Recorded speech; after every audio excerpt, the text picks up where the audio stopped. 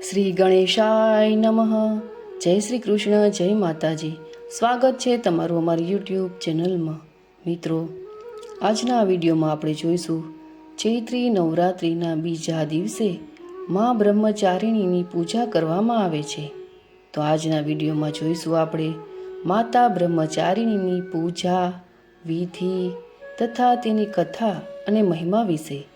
આપને આ વિડીયો કેવો લાગે તે અમને કમેન્ટ બોક્સમાં અવશ્ય જણાવજો. અને આપને જો આ વિડીયો પસંદ આવે તો વિડીયોને લાઈક કરજો, શેર કરજો. અને આપ જો અમારી ચેનલ ઉપર નવા હો તો અમારી ચેનલને સબસ્ક્રાઈબ કરી બાજુમાં આવેલા બેલ આઇકનને જરૂરથી પ્રેસ કરજો, જેથી કરીને નવા વિડીયોની નોટિફિકેશન આપ સુધી તુરંત જ પહોંચી શકે. ધન્યવાદ. આજે ચૈત્રી નવરાત્રિ અને બીજું નોરતું. નવદુર્ગાની નવ શક્તિઓમાં બીજું સ્વરૂપ બ્રહ્મચારિણી છે. બ્રહ્મ એટલે તપ અને બ્રહ્મચારિણી એટલે તપનું આચરણ કરનારા. આ દેવીનું સ્વરૂપ અત્યંત ભવ્ય અને જ્યોતિર્મય છે. તેઓ દ્વિભુજ છે. જમણા હાથમાં જપમાળા અને ડાબા હાથમાં કમંડળ ધારણ કર્યું છે. તેઓ ગૌરવર્ણ ધરાવે છે. શક્તિ સ્વરૂપા માતા બ્રહ્મચારિણીમાં બ્રહ્મોપાસના તપસ્યા ભર્યું આચરણ સમાયેલું છે. બ્રહ્મચારિણી દેવીનું સ્વરૂપ પૂર્ણ જ્યોતિર્મય અને ભવ્યતા ધરાવે છે. તેના જમણા હાથમાં જપની માળા અને ડાબા હાથમાં કમંડળ હોય છે.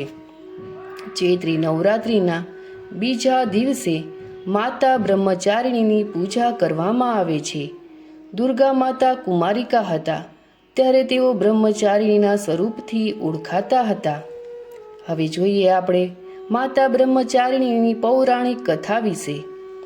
માતા બ્રહ્મચારિણી હિમાલય અને મૈનાની પુત્રી છે.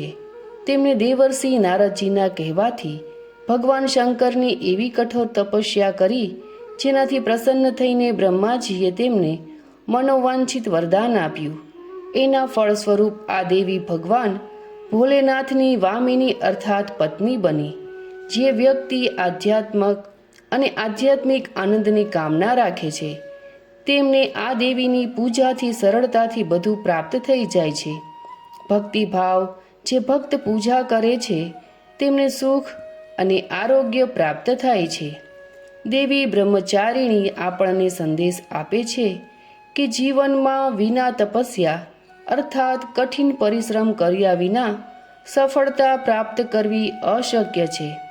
મહેનત વિના સફળતા પ્રાપ્ત કરવી ઈશ્વરના પ્રબંધનના વિપરીત છે.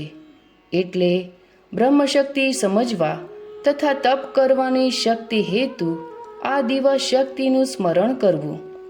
યોગશાસ્ત્રમાં આ શક્તિ સ્વાધિષ્ઠાન ચક્રમાં સ્થિત હોય છે. એટલે સંપૂર્ણ ધ્યાન સ્વાધિષ્ઠાનમાં કરવાથી આ શક્તિ બળવાન થાય છે. બ્રહ્મનો અર્થ તપસ્યા અને ચારિણીનો અર્થ થાય છે આચરણ કરનારી દેવી.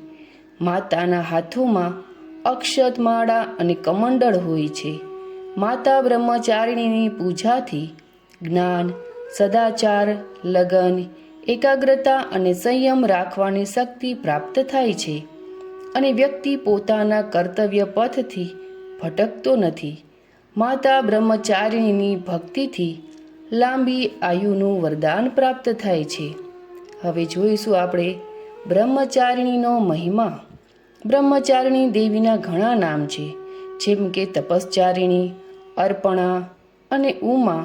મા ભગવતીએ શૈલરાજ હિમાવાનને ત્યાં જન્મ લીધો, જેને લીધે તે શૈલપુત્રીના નામે પ્રસિદ્ધ થયા. ત્યારબાદ મહાદેવને પતિ રૂપે પ્રાપ્ત કરવા નારદજીના ઉપદેશ મુજબ દેવીએ ઘોર તપસ્યાનો પ્રારંભ કર્યો. ઉનાળાની અતિશય ગરમીમાં માતા પાર્વતી દિવસ રાત અગ્નિની વચ્ચે બેસીને મંત્ર જાપ કરતા. વર્ષા ઋતુમાં તે પથ્થરની શિલા પર જ આસન લગાવીને નિરંતર જલધારાથી ભીના રહેતા. શિયાળામાં દેવી નિરાહાર રહી આખી રાત ઠંડા જળમાં એક પગે ઊભા રહેતા અથવા બરફની શિલા પર બેસીને મંત્ર જાપ કરતા.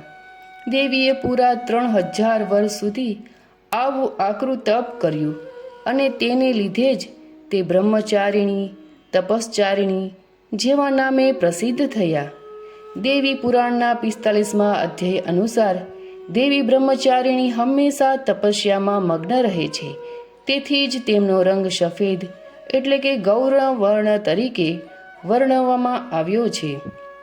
હવે જોઈશું બ્રહ્મચારિણીની પૂજન વિધિ વિશે. માતા બ્રહ્મચારિણીની પૂજામાં માતાને ફૂલ, અક્ષત, રોલી, ચંદન વગેરે અર્પણ કરો. તેમને દૂધ, દહીં, ઘી, મધ અને સાકરથી સ્નાન કરાવો અને ત્યારબાદ દેવીને પિસ્તાથી બનેલી મીઠાઈનો ભોગ લગાવો. ત્યારબાદ પાન, સોપારી, લવિંગ અર્પિત કરો. કહેવાય છે કે માતાનું પૂજન કરનાર ભક્ત જીવનમાં સદાય શાંતચિત્ત અને પ્રસન્ન રહે છે. તેમને કોઈ પ્રકારનો ભય સતાવતો નથી. બીજા દિવસે માતા બ્રહ્મચારિણીને પ્રસન્ન કરવા માટે ઓમ એમ હિમ ક્લીમ બ્રહ્મચારિણીએ નમઃ બીજ મંત્રનો જાપ કરવો જોઈએ અને ત્યારબાદ તેની પૂજન વિધિ કરવી જોઈએ. માન્યતા અનુસાર જે રીતે નવરાત્રિના 9 દિવસોનો સંબંધ અલગ અલગ દેવી દેવતાઓ સાથે હોય છે, તેવી જ રીતે આ તમામ દેવીઓ આપણી સાથે નવગ્રહોનો સંબંધ પણ જોડાયેલો છે. જો આપણે માં બ્રહ્મચારિણી વિશે એવી રીતે વાત કરીએ તો આ તમામ નવગ્રહોમાંથી મંગળ અને બુધને માં બ્રહ્મચારિણીનું શાસન માનવામાં આવે છે. બ્રહ્મચારિણી કુંડળીના પહેલા અને 8મા ઘરમાં મંગળને કારણે આવનારી કોઈ પણ પ્રકારની પરેશાનીને દૂર રાખવાની ક્ષમતા ધરાવે છે. બીજા દિવસે એટલે કે તમારા ઘરમાં મંદિરને પીળા પુષ્પોથી સજાવી શકો છો અને જો તમે ઈચ્છો તો પીળા વસ્ત્રો પહેરીને માતા બ્રહ્મચારિણીની પૂજા પણ કરી શકો છો.